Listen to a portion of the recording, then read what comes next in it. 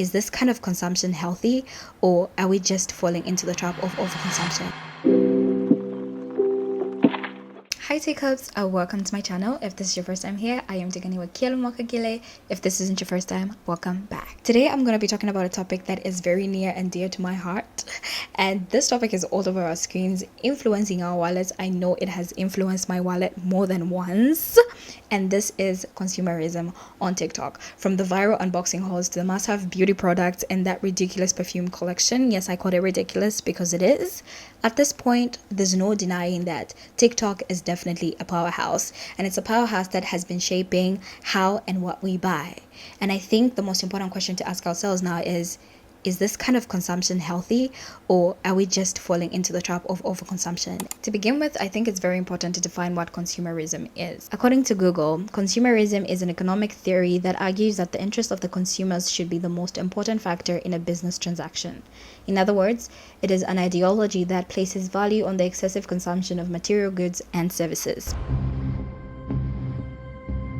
I think when we talk about consumerism on TikTok, it's also imperative to talk about the algorithm, because all these platforms, including Instagram and YouTube, have an algorithm that helps keep viewers on the app for an extended period of time. That's what it's meant for. The TikTok algorithm is very powerful and it knows what we want. It tends to recommend to us the things that we are most likely to buy. For example, my For You page is filled with beauty products, wigs, clothing hauls, and I find myself buying things that I do not need. I'm going to show you something that I bought recently that I don't even need. I already had one, but why did I go ahead and buy a second one? I have no idea. I just saw somebody have it in a different color because I have it in white, and I saw somebody else having it in a different color. I went and got these headbands.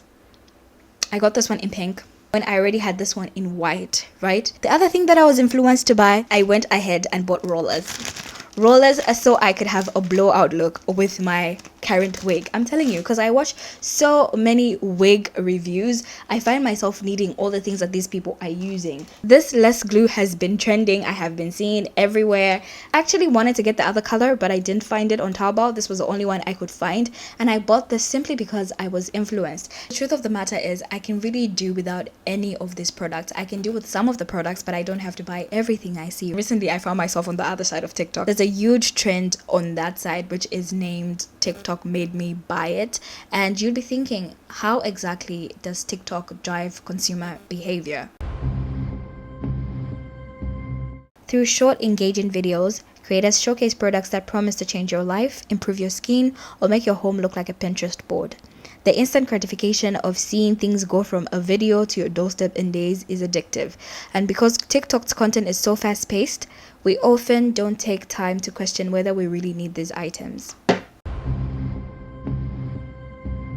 As an aspiring content creator and influencer myself, I do understand the role that influencer marketing plays on the minds of the viewers. I am not shitting on influencer marketing. Again, I am an aspiring content creator. I'm going to put it out there. But I also need you guys to understand and learn something. Know that just because you be seeing your favorite content creators with a huge collection of perfume, a huge collection of wigs, clothes, shoes, name it, so many things, they don't buy all of those things. They really don't. Some of these products are sponsored. Some of these things are an exchange of services. Let's say you post a video for me and I give you this product.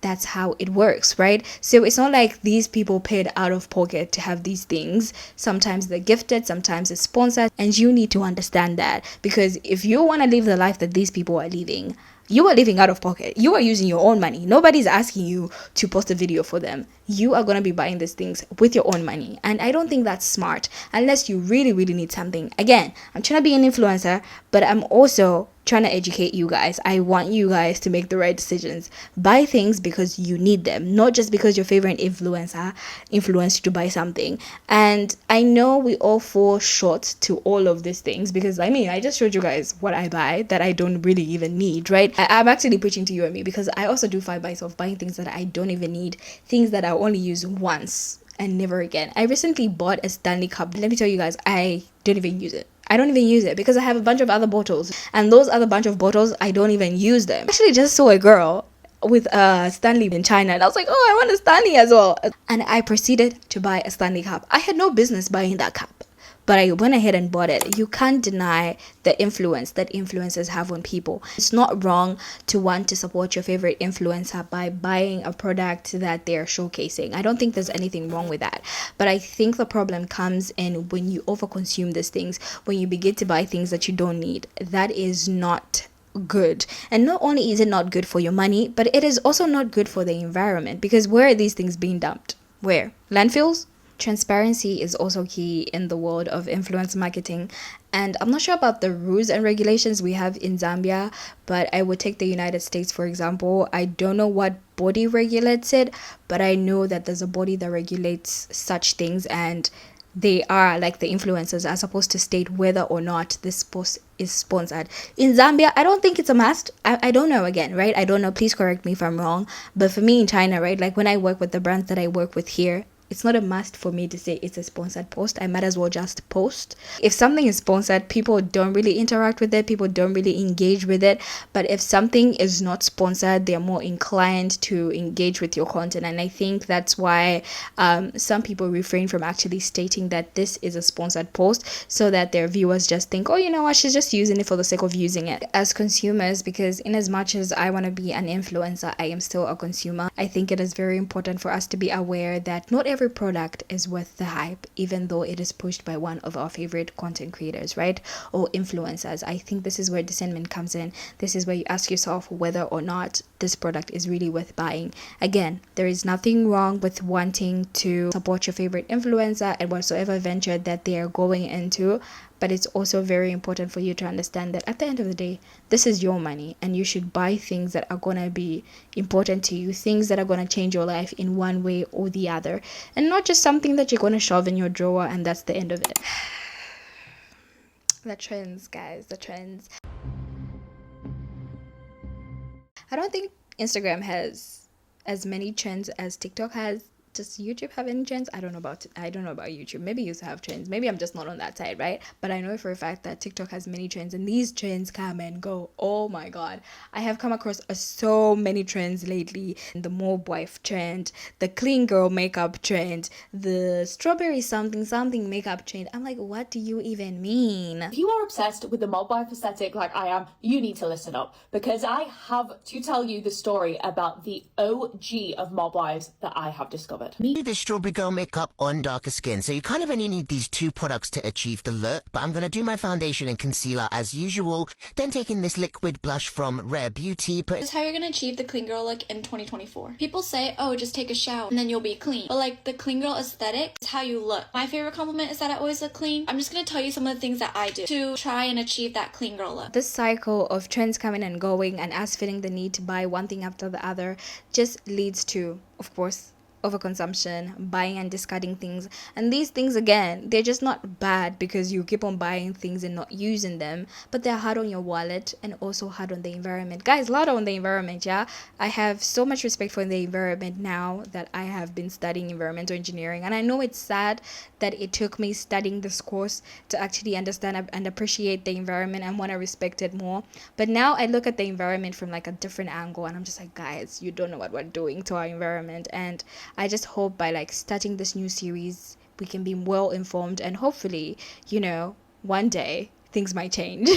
One day we might change, and things might also change for our planet. Now, I think the biggest question to ask is, how do I not fall prey to overconsumption on TikTok? How do I not find myself buying these things even though my algorithm keeps on inundating me with all this content that is forcing me to want to buy things that I do not need?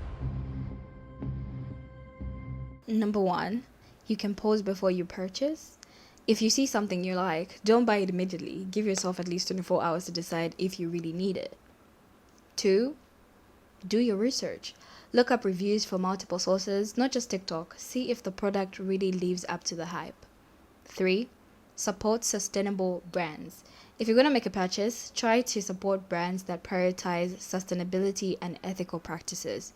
Number 4, and follow influencers who encourage overconsumption. If you notice that certain influencers constantly push products, it might be time to hit the unfollow button. And again, I would like to emphasize that this is not to say don't buy anything. Buy what you need. just be smart about it, just be well informed about it. This is all this video is trying to tell you guys, okay? Just be smart about your purchases. Make sure you're not going broke to look a certain way. Make sure you're not doing things just because somebody told you to do things without doing your research, without actually knowing whether or not this product is worth the hype.